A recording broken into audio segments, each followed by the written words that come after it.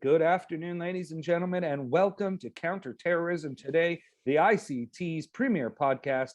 I'm your host and producer, Itai Handman, and it is a pleasure to be here with you once again as we have a wonderful program lined up for you. We are going to be speaking about what is going on in Afghanistan currently since the withdrawal took place.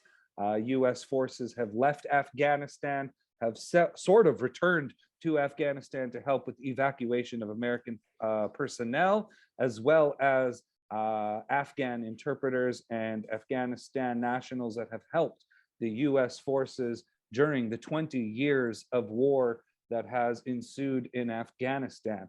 To speak to us about this, we have a wonderful guest joining us, Dr. Craig Whiteside. He's an associate fellow at the ICCT, an associate professor for the Naval War College in Monterey, and teaches at the Naval Postgraduate School. He is a senior associate with the Center on Irregular Warfare and Armed Groups at the Naval War College in Newport, Rhode Island, and he lectures at the U.S. Air Force Special Operations School. Dr. Craig Whiteside is joining us in an unofficial capacity. He will be speaking on his views on what is happening in Afghanistan and not on the views or speaking for the US government or US policy as a whole. These are his views, and we are very excited to be joined right now by Dr. Whiteside. How are you doing today, Dr. Whiteside?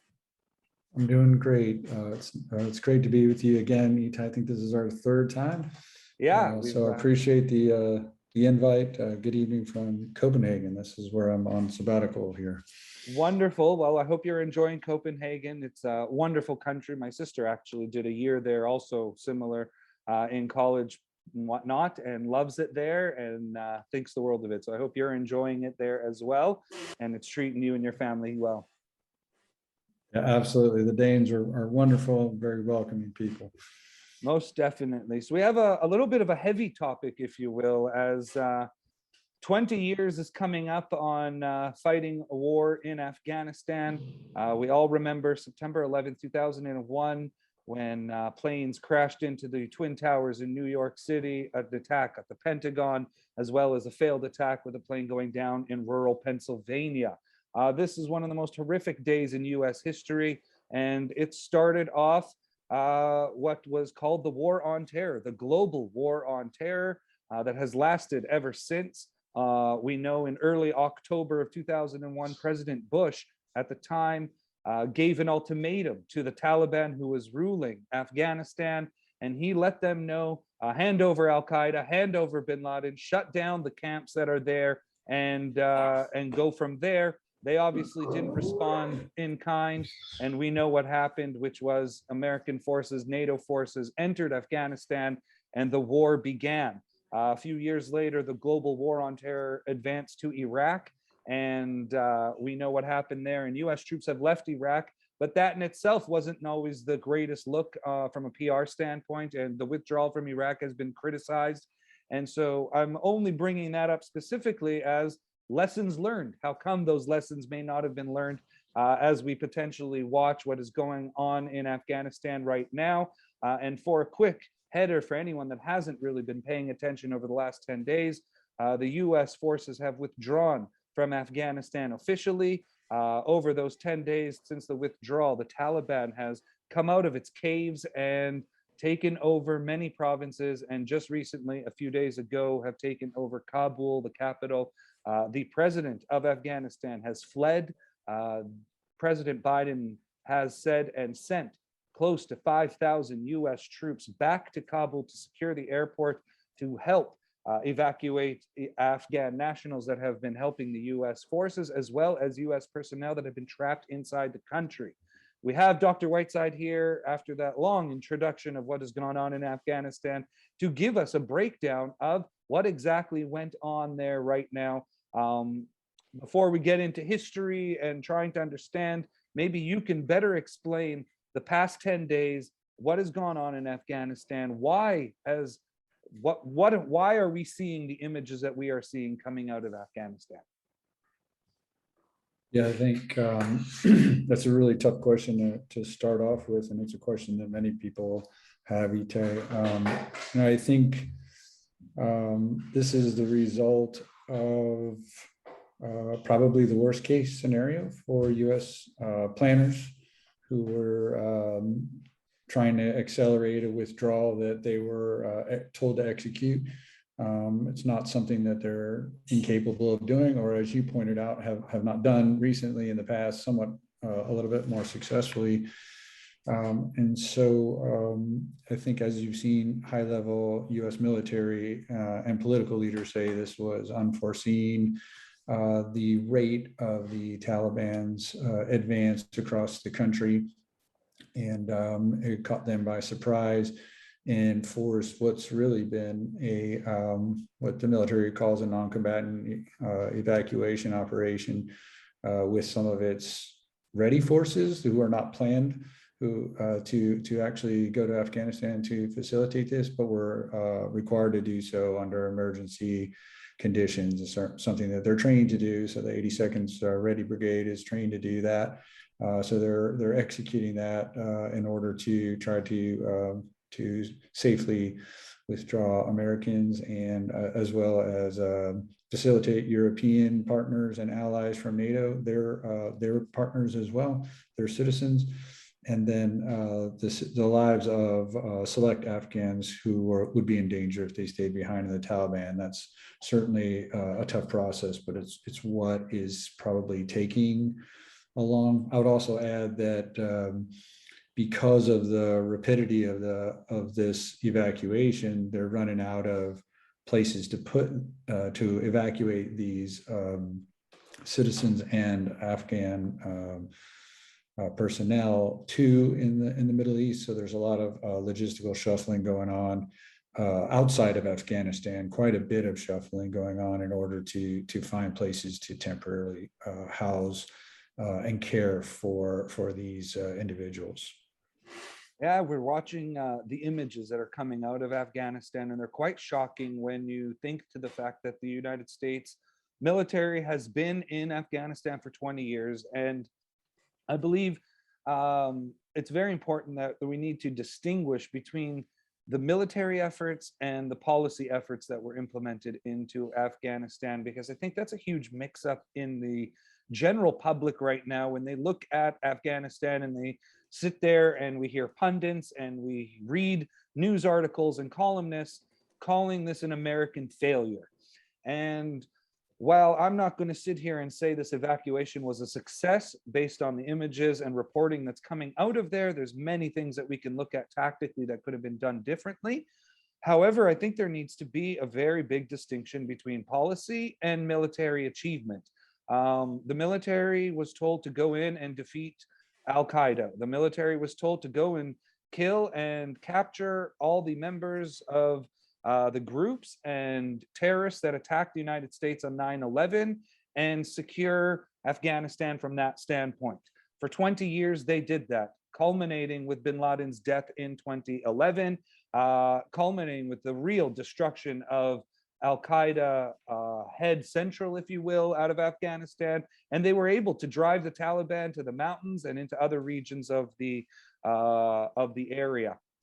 The policy, and I think that's what not enough people are understanding, was there was obviously a policy from the get-go of nation building, of trying to bring democracy to Afghanistan and allow the people there to rule themselves in a way that they felt from a Western style government democracy, and allow the people of Afghanistan to choose their livelihood. Am I off base here? Is that something that would you say was US policy from that standpoint? Do we not need to distinguish? Are those two things not distinguishable, or are they distinguishable? I think that's pretty accurate. I would just kind of add, from a US policy level, is something that my students and I discuss about US policy when we try to understand how militaries kind of construct strategies that support policy, right? And we study Afghanistan and our long engagement there, and some really up till last month, really the mixed results that have come out of there, as you point out. On the one hand, the U.S. government and the larger community, the international community, to some degree, the United Nations, NATO specifically, certainly, looked at the defeat of Al-Qaeda, not necessarily the Taliban, but Al-Qaeda, and the prevention of terrorism. So this is the counter-terrorism paradox. What's the best way to do that? Originally, it's to deny them sanctuaries and safe havens. And then long-term thinking is, well, you have to, create an environment that those groups cannot be successful, foster, run training camps that can then be used to export terror around the world. So it's really the efficacy of that strategy is what's obviously been called into question in the last month. Certainly, Al-Qaeda has really struggled to either conduct attacks internationally. Al-Qaeda, not Islamic State or other groups, but Al-Qaeda itself has struggled because of the pressure put on them in Afghanistan over the last 2 decades. But they still exist, and they still exist in Afghanistan and in the region at large. And the fear, the thing that kept the United States engaged as long as it was the fear that they would regrow as soon as pressure was taken off them. This is a counterterrorism paradox that has been around since terror groups have come and gone over the centuries. So I have a question for you that I hope you'll be able to answer, because it's something that since the beginning of this withdrawal that has really stuck in my mind, and I was hoping to ask an expert like you specifically about. The United States has forces all over the world. It has naval fleets that are across the world in all 4 corners of the world. We know that the United States has bases in Japan, where many Marines have been stationed since World War II. We have American soldiers stationed in South Korea defending the DMZ. We know about American forces in Africa, obviously stationed in Germany. There are American forces stationed across the Middle East for multiple different reasons. The question is, why was it decided to completely withdraw forces from Afghanistan, knowing that you can say the war is ended? However, there's still a necessity for troops to be there, as we have troops in Japan, in Korea, in Germany, who were all there post-war situations for protection of those groups or the American interests in the area. There are still troops in Iraq, even though the war is done. There are 900 to 1,000 troops in Syria right now. What made it so important to show literally that every American troop was off of Afghanistan soil? Yeah, that's a great question. I think that's a question that's being asked a lot more frequently than it was when it was announced, because of the collapse. And I'll give you 2 quick reasons just to keep this a manageable conversation between us, and that's and your listeners. And that's, one is the thinking, the strategic or policy level in Washington is very focused on great power competition. And there's some pretty cogent critiques of U.S. foreign policy and allocation of resources when we do have forces all around the world, but there's a feeling that commanders want them prepped, training, and postured to address great power threats, peer level threats, largely in Indo-Pacific and in Europe again, strangely. And so this is one big draw. So that's kind of the threat picture. There's just a kind of a nagging feeling that I think has grown and grown and grown over this last decade since Osama bin Laden was killed, as you mentioned. And that's, every soldier, every drone, every dollar that's spent in Afghanistan for unknown, results or efficacy is efforts that can be spent against very, very, growing powerful adversaries, let's say, in those 2 theaters. So that's one. This opportunity cost, right? Strategy is about, putting your resources towards the efforts that's going to keep you safest, right? National strategy, security strategy. The second one is political. There's been The political costs of Afghanistan, although they've been quite low and low in the last few years, still there's a growing contingent on both the left and the right, strangely in the United States domestic political context, that are quite souring, particularly strangely, there's been Republicans under the Trump administration, and Republicans who follow that kind of political trend have really stated that the U.S. is kind of wasting its time and its money in certain locations that aren't getting anything in return for the U.S. right, and so that kind of confluence of political trends on opposite ends of the spectrum, left and right, have weakened what's been a pretty consistent argument to stay the course in places like Afghanistan with just low investment and just keep a simmer on the events there. If you would allow me a follow-up to the first point you were making from a national security standpoint, and shifting dynamics of where the adversaries of the United States are and what's most important from a national security standpoint. Would you not say, or correct me if I'm wrong then, that Afghanistan itself is strategically extremely important, specifically when looking at what China is doing, trying to build their Belt and Roadway, build that train line that's going to cross Pakistan and Afghanistan and Iran. There is almost an axis of groups there, or nation states, that are very anti-American, starting obviously with Iran. China is no real friend to America right now in this current state of affairs. With the fall of Afghanistan now, it sort of just adds another layer there. And Pakistan, obviously not the greatest of friends to the United States, but also an enemy of India, which is an enemy of China. We know the United States is friends with India and more allied with India than they are with Pakistan or China, obviously. Wouldn't it make strategic national security sense that you do want to stay in Afghanistan to prevent that axis from continuing to grow and foster even greater relations between those nation states? Also, as a buffer zone between Iran, Pakistan, and China.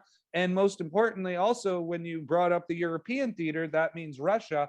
And when we think about Russia now with their gas pipelines through Afghanistan and whatnot, that they're going to be put in place. And we saw it.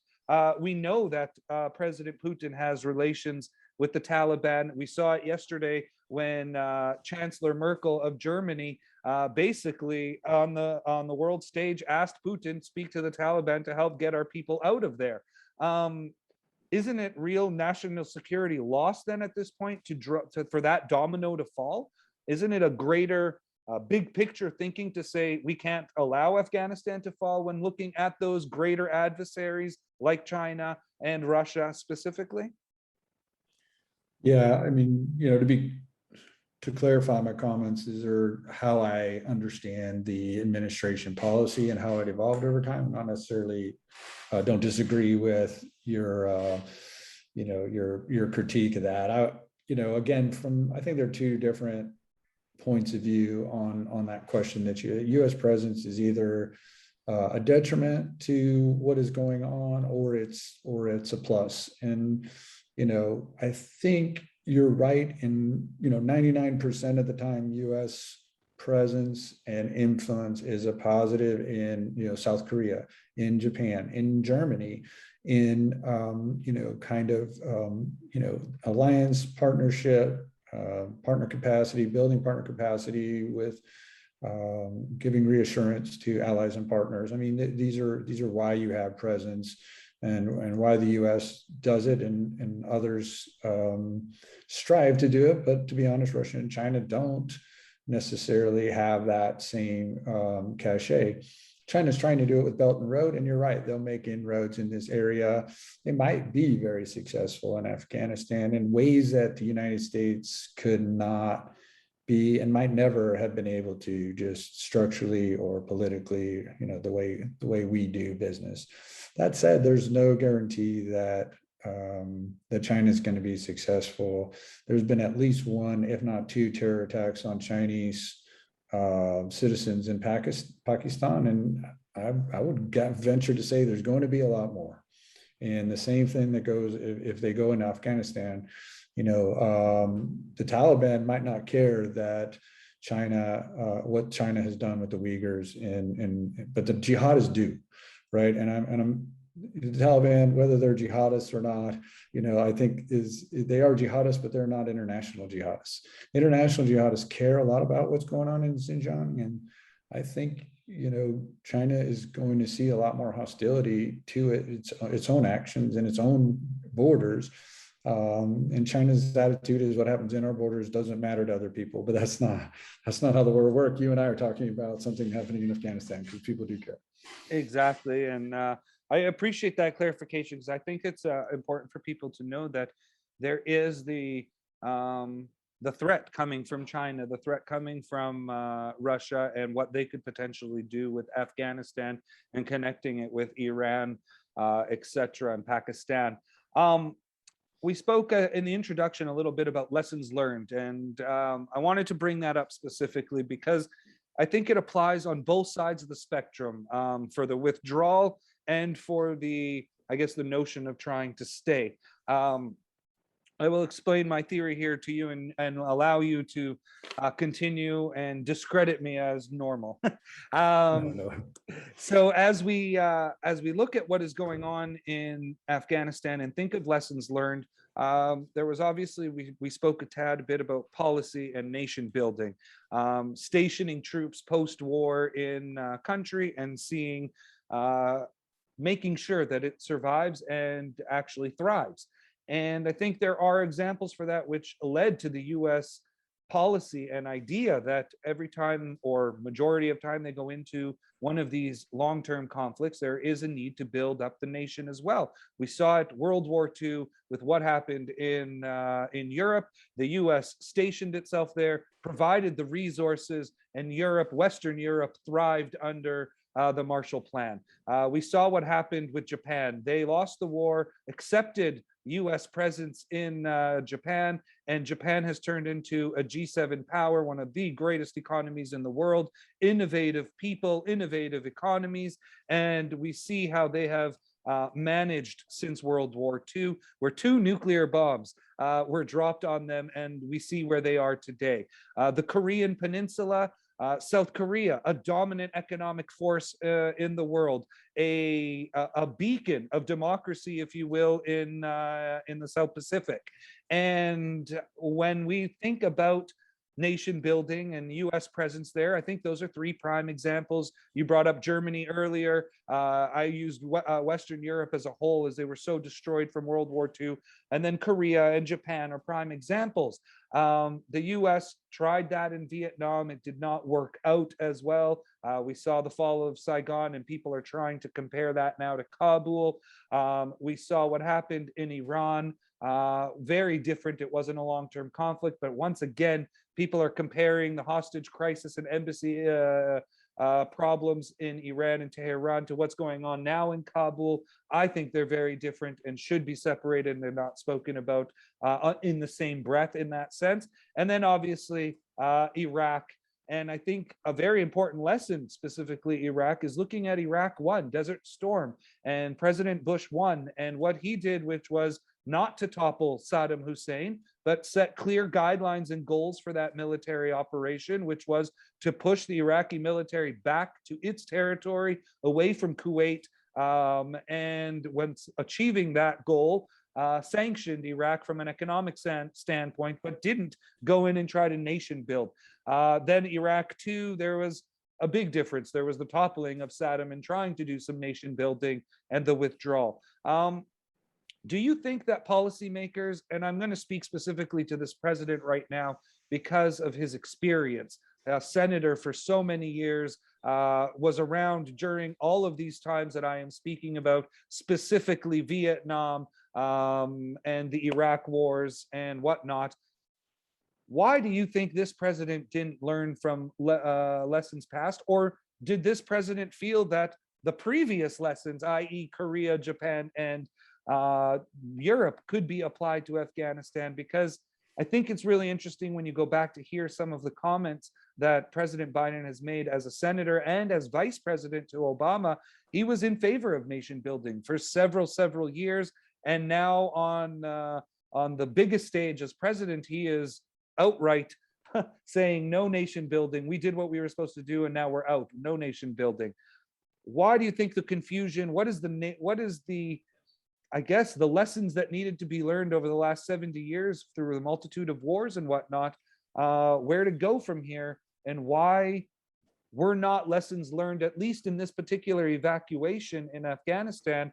Did the United States not learn from Vietnam or Iraq too?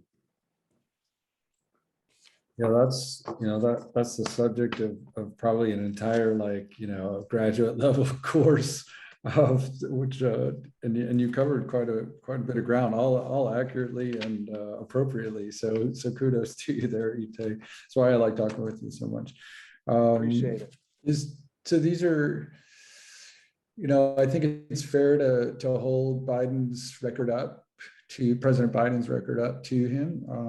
That said, it's been 20 years. So, at some point, policymakers have to make judgments on whether or not something is working and how long that's going to take. Second, he was a senator, which, are prone to have, they can have lots of rhetoric, but they don't make any decisions, at least individually. And once you become president, you have to weigh in these other things like great power competition versus the amount of resources that are going in Afghanistan and how long. I'm not sure he's done a great job of articulating it over the last few weeks, but I would venture to guess that, he's decided, as is his right as the commander-in-chief, the executor, to say, hey, look, this investment is going to either go on for another 20 years, like the examples that you mentioned, at a cost that we just can't afford right now, coming out of COVID, and trying to shift again, much like at least two previous administrations have tried to do, towards Indo-PACOM, to face a Chinese threat where they're building many more naval ships than we are, and that's something that's caught the Navy's attention and higher. So this is the reason why these other analogies, if you will, might not necessarily hold up to Afghanistan. I think there's a couple. You mentioned lessons learned, so that's. Sometimes we call them lessons observed because we watch them and then we don't necessarily learn. I do think that we really do have some things to learn about what just happened in Afghanistan this last few weeks. And I'm really, in a way, it's clearly a tragedy, and it's really upended a lot of people's lives, and it's upended reputations, and people might be concerned about U.S. commitments in the future because of what happened. I think clearly that's fair game to analyze now and to think about if you're an ally or partner of the United States. That said, I think there's some things we have to realize. This shift to great power competition, by the way, was obscuring any real interest in learning lessons. Right? It was like let's just move past this GWAT thing that just happened, and we really won't think about it too much. Let's just focus on China and Russia, and that's enough, right? That's a big enough plate to worry about.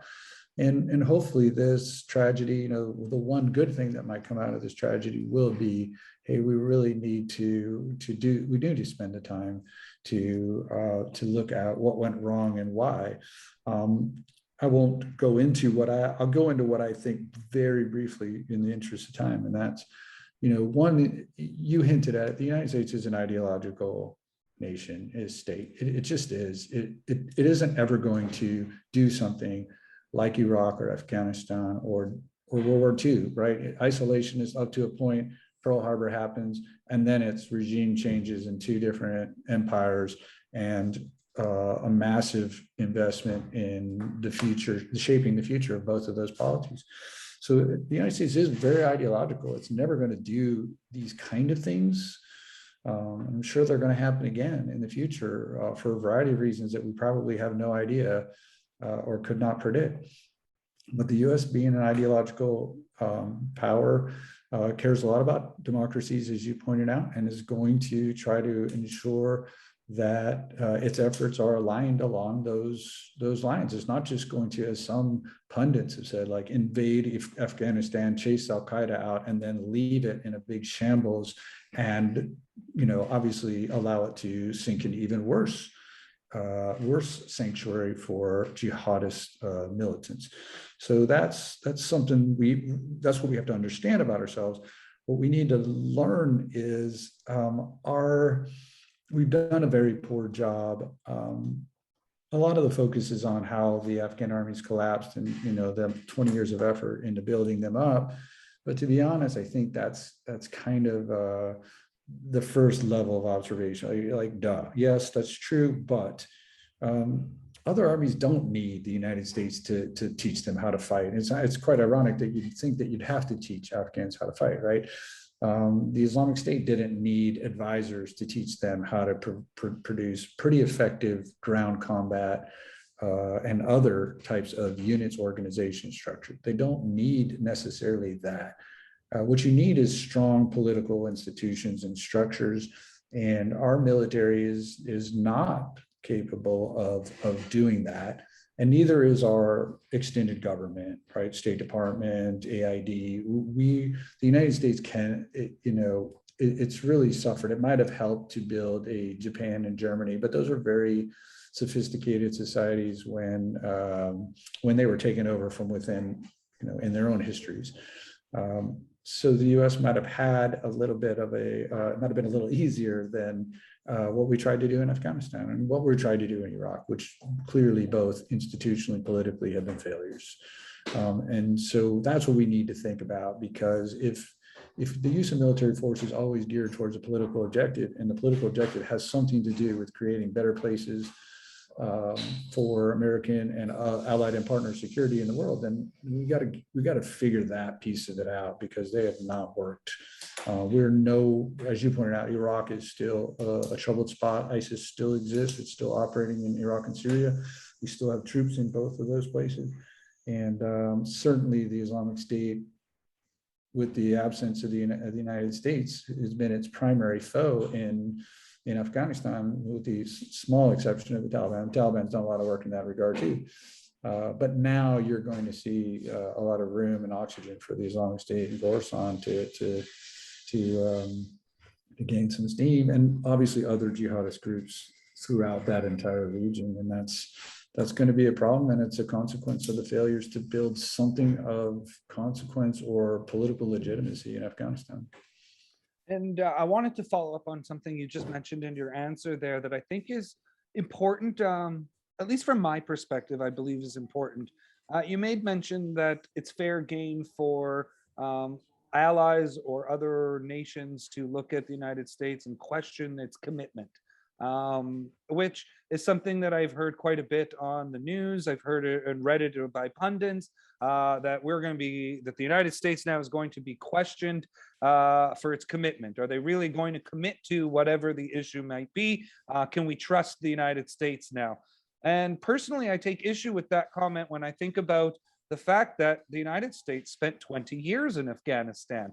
How much more commitment can be asked of the United States than 20 years? Again, we can break down tactically what went wrong right now, strategically what might have been better off, some policy options that could have been done.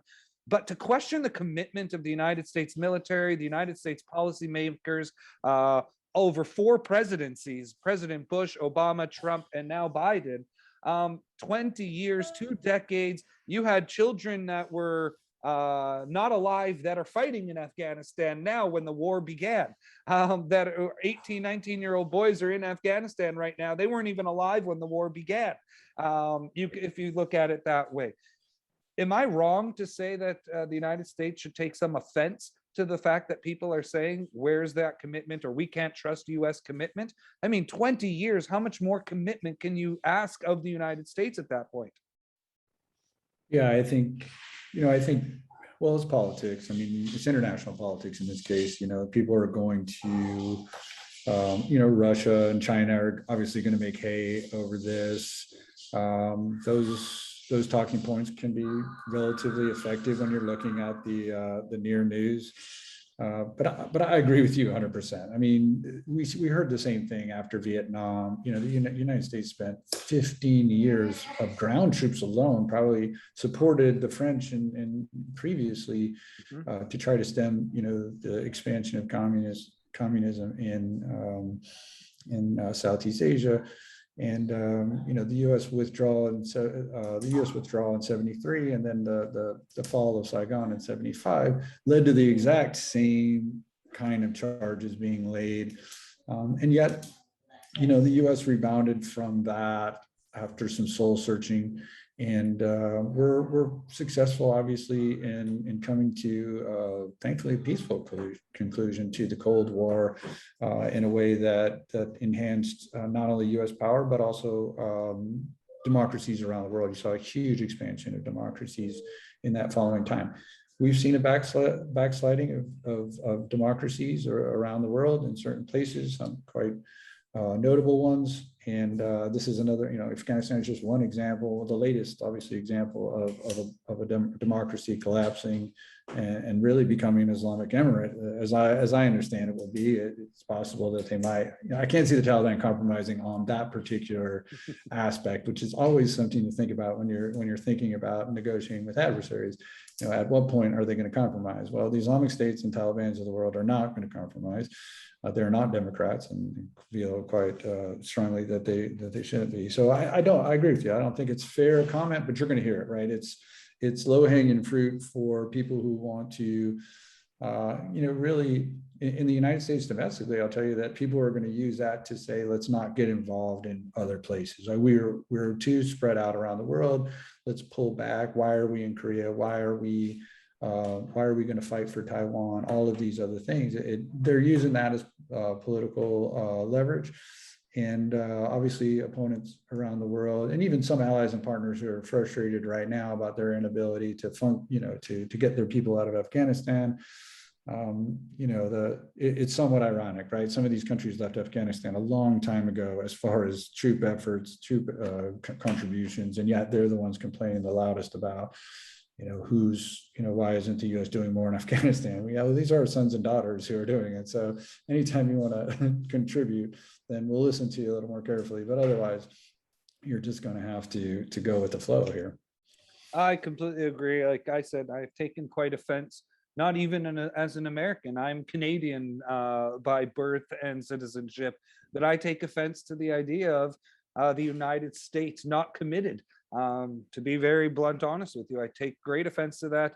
Having many American friends, knowing American service members that have fought alongside Canadian service members, family members of mine in the Canadian services that have been overseas in these missions. I personally take offense to the idea, where's the commitment? Because I do not agree with that, especially you just pointed out Vietnam over 15 years, 20 years here in Afghanistan. And I just take some offense to that, and I appreciate you clarifying that. I know we're up against the clock, so I'm going to cut a bunch of my questions out and cut it down to just a couple last ones here for you. Wanted to specifically ask about, you touched on the Afghan military force. That was $88 billion spent on building up that force. We know that the United States spent $2 trillion in Afghanistan overall, and not all of that is just on military. There's building roads, there was building schools, there was building hospitals, institutions, et cetera, et cetera. It wasn't just military spending of $2 trillion, but 88 billion did go to the Afghan military.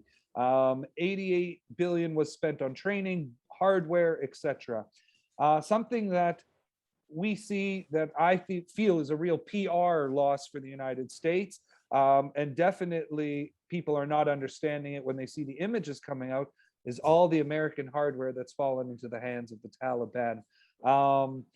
I don't know if there was any way to avoid that once the Taliban was starting to take over, because for 20 years you have fed the Afghan military all of this hardware, and unless the Afghans were going to blow it up themselves on their way out, it was going to fall into the enemy's hands at that point.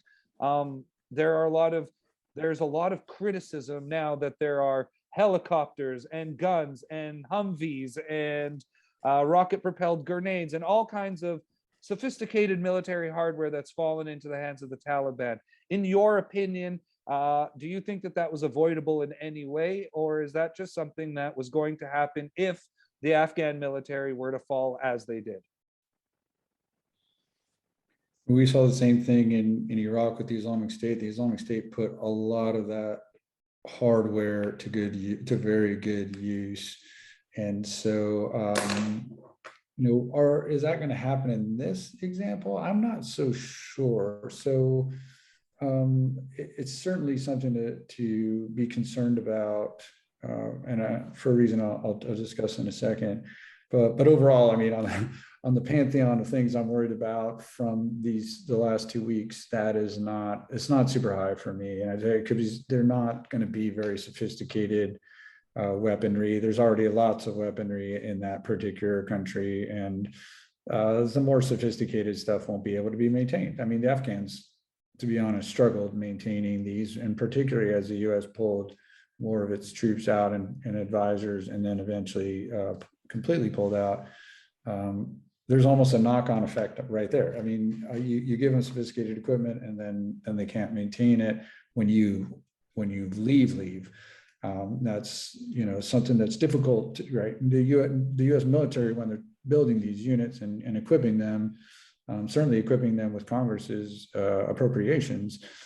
So it's a whole government investment here in Afghanistan. There's no way to tell when we were going to pull the plug at some point, and then that would then lead to this catastrophic fall, which would then lead to these falling into the hands.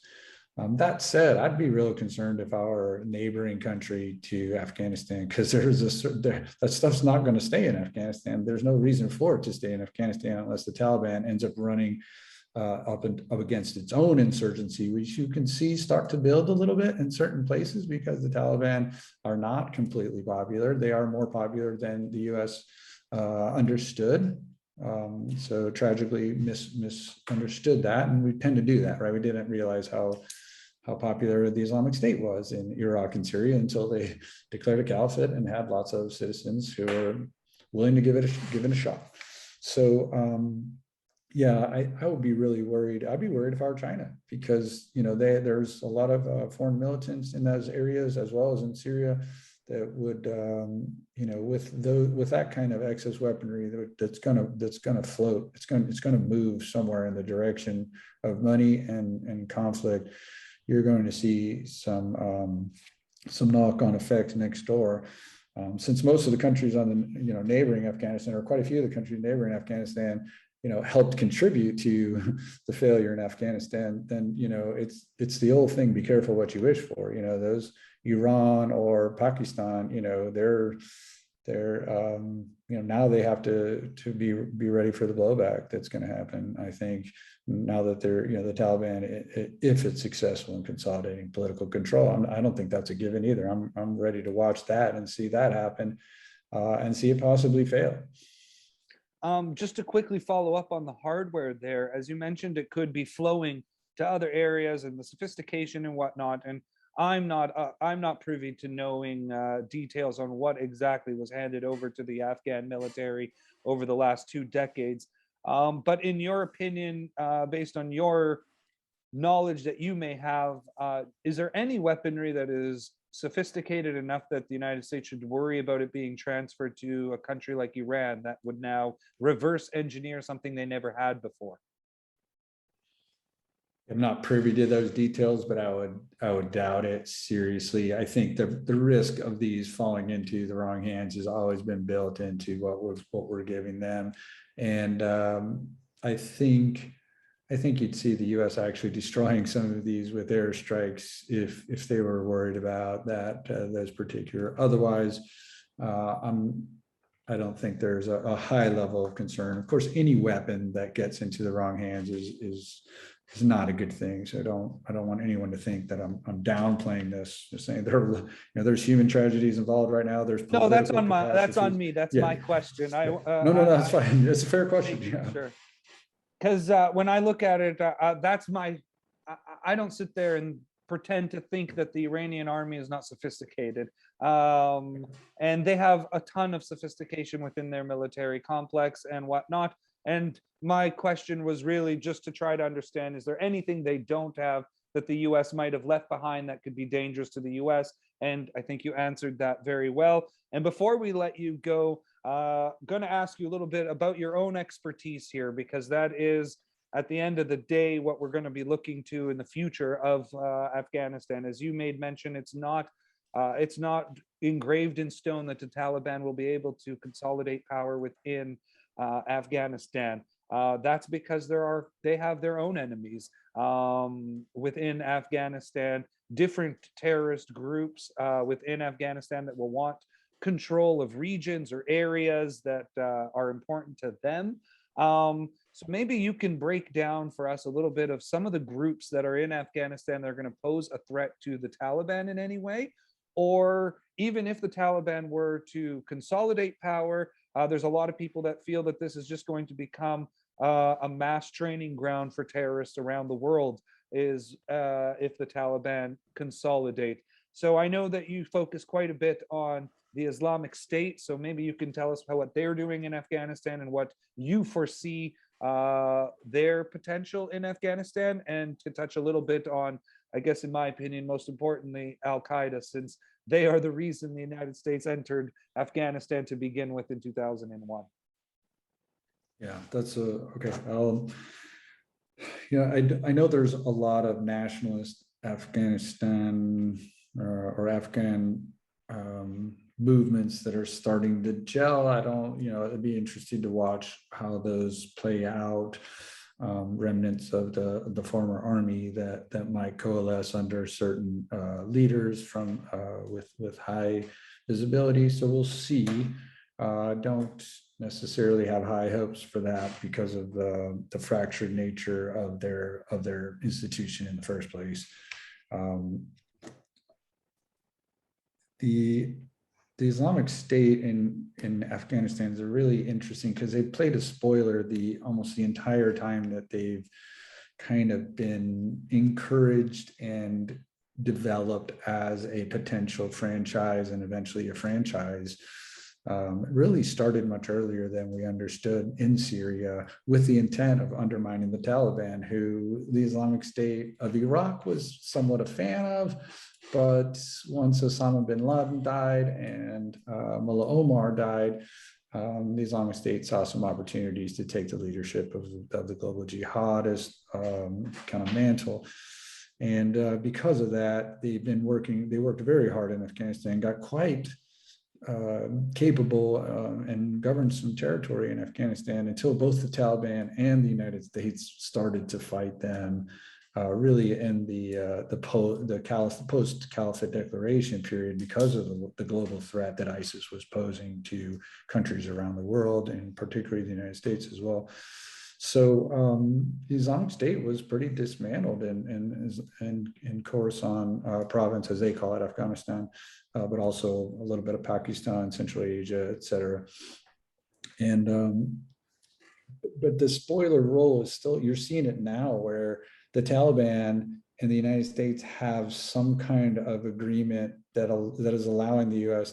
to return, collect up its citizens, collect up Afghans, and then leave without too much friction. I mean, certainly there's some friction there, but it's clearly an unstated agreement that's happening here. Well, the spoiler, the Islamic State is going to try, if they have any capabilities whatsoever, to disrupt that. It could be shooting into the airfield, making it look like the Taliban's doing it, and trying to start some friction between the two.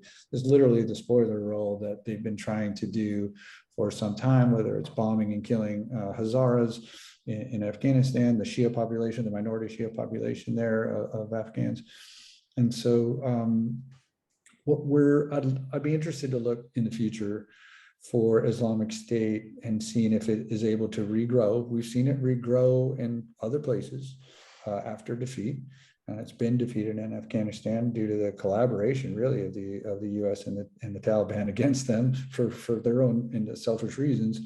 But you see the Taliban now. They're saying, look, we're gonna support the Hazaras. We're not going to discriminate against Shia. Let's just say this is what they're saying, not necessarily what they're going to do.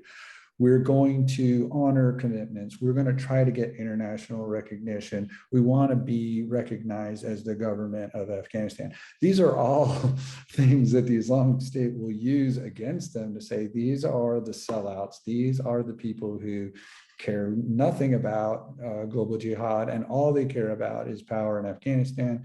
These people they're not truly governing by Sharia. And these will be fairly effective talking points. They're negotiating with the United States, right? Like these are things, whether or not they have any kind of impact in the security situation going forward in Afghanistan now between the Taliban and Islamic State, as the United States and others, withdraw their last people and leave, is something I would watch really carefully to see if they're able to break off disaffected Taliban who don't feel that that this is a government that they can religiously put their faith in.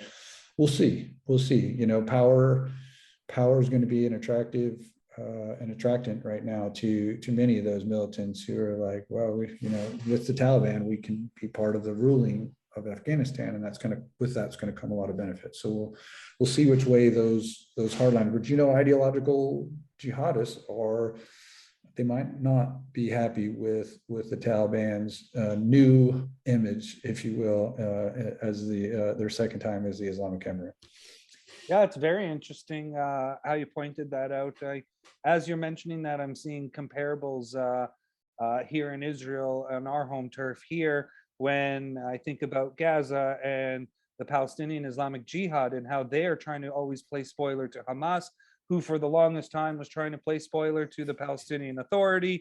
And always it's the exact same thing as you said, negotiating with Israel. Well, that's a talking point to hate the Palestinian Authority and go towards Hamas. Well, Hamas got a chance to govern in Gaza, and now they have to deal with Israel and the world stage and Egypt. Well, Palestinian Islamic Jihad says, well, look, you're the sellouts now, and et cetera, et cetera. And I foresee that happening in Afghanistan, as you mentioned.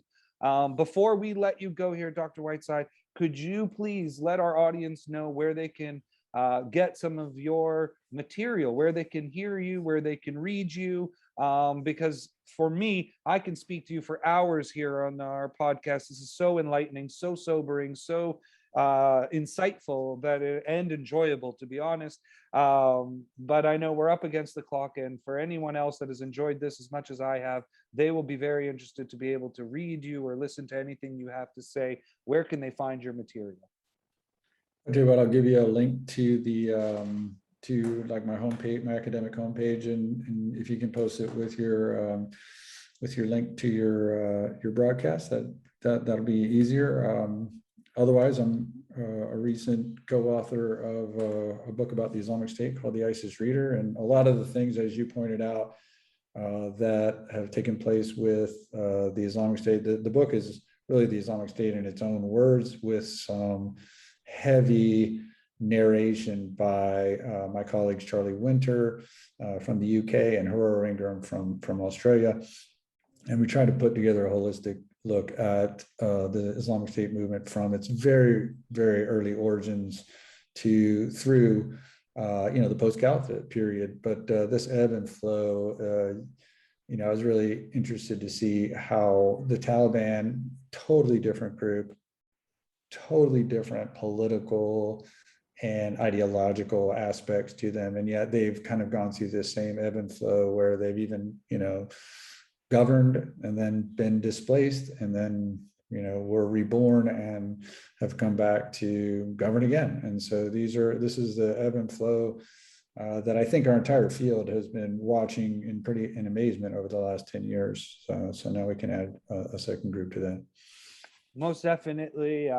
This has been Counter-Terrorism Today, the premier podcast of the ICT. I'm Itai Hanman, and it is a pleasure to be here with you guys today. On the program, we had Dr. Craig Whiteside, Associate Fellow at the ICCT, an Associate Professor for the Naval War College in Monterey, and teaches at the Naval Postgraduate School. He's a Senior Associate with the Center on Irregular Warfare and Armed Groups at the Naval War College in Newport, Rhode Island, and lectures at the U.S. Air Force Special Operations School. Dr. Whiteside, thank you so much for taking the time out of your busy schedule to join us on this podcast. It has been enlightening, sobering, insightful, and thank you for taking the extra time as we have gone overboard a little bit today. I really appreciate it, and thank you so much. I'm sure our audience will enjoy very much. Yeah, thanks for having me on again. It's a pleasure. It's always great talking to you, Itay.